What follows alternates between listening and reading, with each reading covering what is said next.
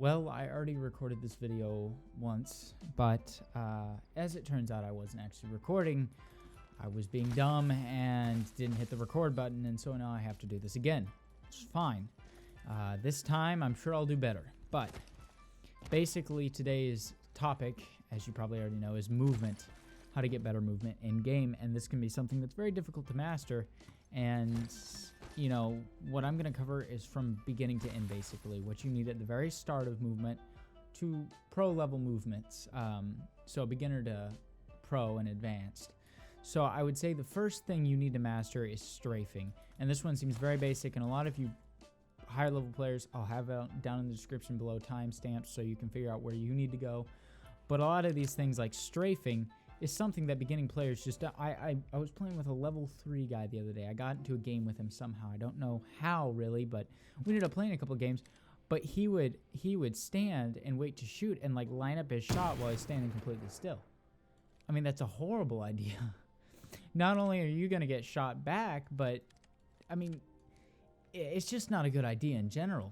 You need to be moving back and forth. You need to be aiming down sights and not. So it changes your movement speed. You need to be crouch spamming, all while hitting your target.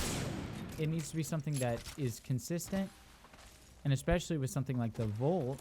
But if you're on somebody like this, standing still and aiming down sights when you're at point blank range isn't going to do you any good. This puts you at the biggest disadvantage possible, especially in a close range gunfight.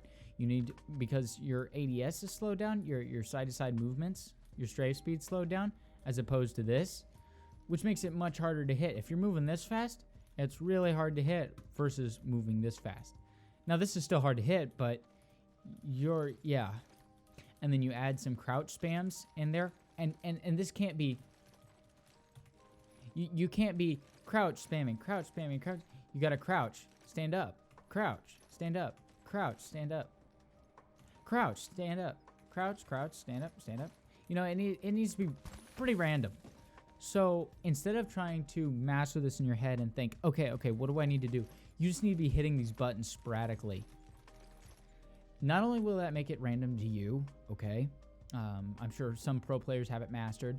But especially for a beginning player just looking to get better instantly, it's just spam these buttons and then just work on tracking your target while you do so. So something like this.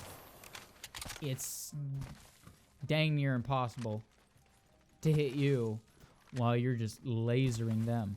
You'll see any good pro player, any sweaty wraith will come at you like this and take you out before you even know what happened. Especially for a beginning player. Just you'd be like, what just happened? You know, they'll come up to you and do this. And you'll be over with. You won't even know what hit you. And we need to avoid that as much as possible. Also by you moving, but you also being able to do that. And stay on target. That'll give you the biggest advantage in any fight. But I'm done rambling about that. If you're a beginner, definitely start here. It's going to be the biggest thing to help you as you're starting in Apex. Now, the second thing I would recommend you to master as far as movement wise is the wall jump. It's probably one of the easiest things to do. Once you figure out how it's done, it unlocks a whole list of potential things you can do in game that are pretty cool and lead to some pretty cool highlights and some actually pretty strategic movements that are hard to hit and give you a big advantage. But the biggest one is the wall jump or the wall bounce. And what this does is basically there's a little grab animation here. I'll show it to you. See if I can get it. Yeah, this grab animation. So basically, as soon as this animation plays, you jump, and you won't be able to really see it. But basically, as soon as the hands start to go forward to grab, you just press A to bounce, or A. I used to be an Xbox player, but you, I currently have mine bound to scroll wheel, but it would be the space button for jump. And you would just immediately bounce off that. So how it is done is you sprint and you slide jump. And as soon as you're done jumping like this, as soon as this action's over, you take your hands off the keyboard entirely. Okay? So as soon as you've entered this, right? The only thing you have to do is press jump twice. but you need to make sure to take the forward or the W key. You need to take your finger off the W key, because if you hold that W key, it's going to jump over it, just like any normal jump. Your point is to detach, and to detach, you need to jump while not holding the W button, because the W is only going to force you to climb. So even if you jump, you're still going to move forward, and it does nothing. It's not a wall jump. So to do this, you need to first slide, let go of the keys, and press the space at the same exact time. That'll give you the biggest advantage, especially if someone's right here and you want to gain the height advantage on them. You have to slide and jump. Slide and jump. And now you're behind them. They're in front of you. You've got a gun aimed at them. They've completely, like, if you're standing here and a guy does that and jumps over the wall, you've got no line of sight. You have to turn completely around. And if you're even a decent shot, by the time they turn around, I mean, you're a goner. I mean, you can't. So when players aren't expecting, especially new players, doing this, they won't even know what to do. It won't process in time. Now, some of the more pro players would probably be able to tell you that they could get away, and they probably could. But it's something that puts you out of a sticky situation and immediately throw somebody else into one. And it's very useful. Hey guys, it's just me from the future. I'm actually editing the video right now, and I noticed something that I didn't say in the bunny hopping segment. I'll probably be cutting this one out entirely, the original recording of it, so I'm just going to re-show you what I showed you. But I missed something that I think is very important. So we're just going to damage ourselves real quick here. But basically what I was trying to show you is that you can pop a shield battery and keep moving, or good movement, while doing so. And one thing that I didn't mention is when you can't start the heal while you're midair. If you do so, it's going to slow you down. You're going to hit the ground and just fall like a lead rock and just stop there. So you don't want to do that. You want to slide jump, and then as soon as you contact with the ground again, then start it. That's very important, like this. Taking a moment to recharge my shields. It gives you a little bit of extra movement for the start of the duration.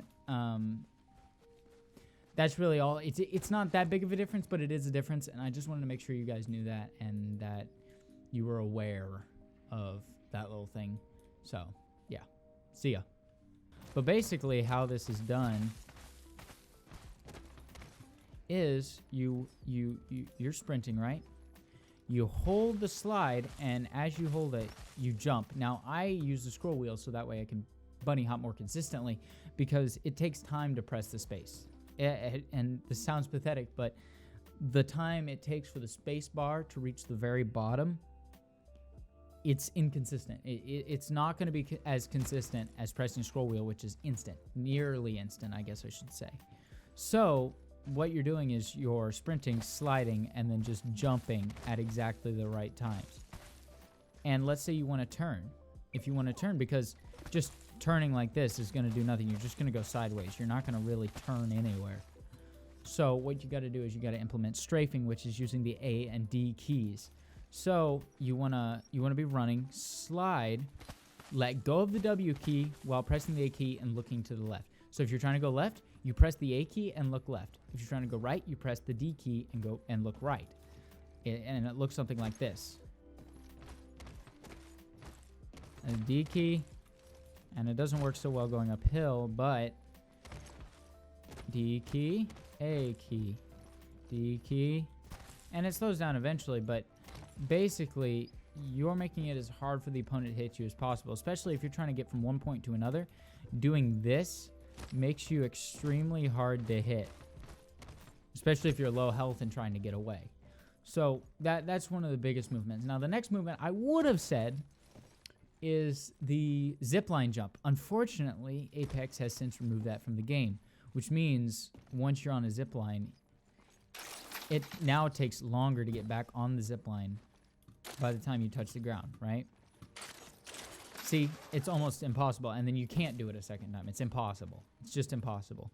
But one thing that you can do still with ziplines is zipline jumping, like this. So instead of like re-grabbing it, I guess they're both called zipline jumping, but I guess you could call it zipline skipping. But what you're doing is you're sliding into the zipline, grabbing and letting go. And how you let go with the zip line, as you probably know, is you just press space.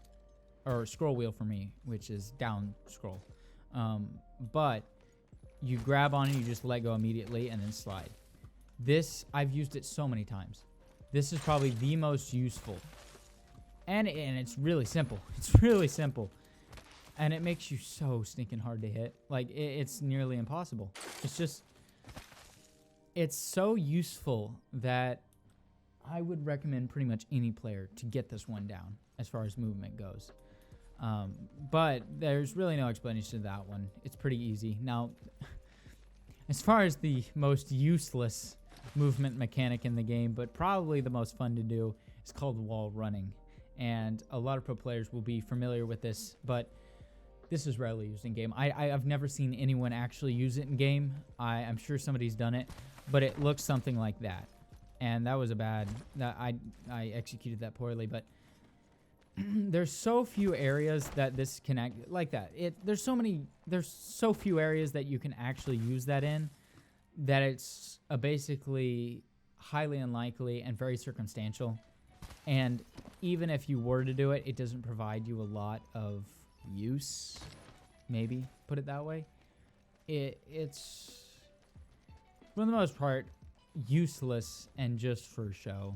It's for something that you can pretty much do in the firing range, and you know, that's pretty much what that is. But yeah, that's pretty much it. If you did enjoy this video, please consider subscribing. You know, slap that like button, leave your thoughts down in the comment section below, and I'll see you all in the next video. Peace.